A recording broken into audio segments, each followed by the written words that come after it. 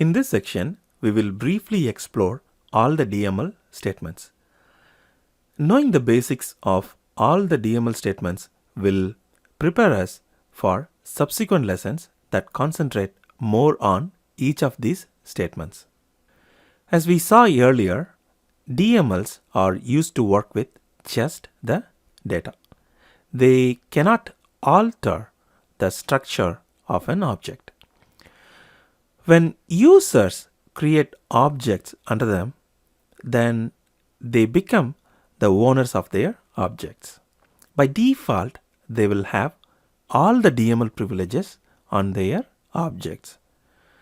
They can perform select, insert, update, and delete on their objects. And no one can revoke the DML privileges from the owners on their objects.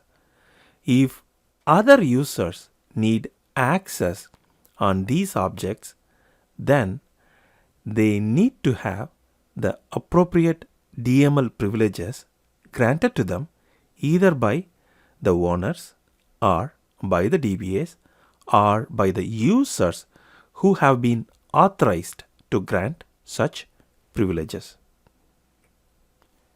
Thank you for watching this video.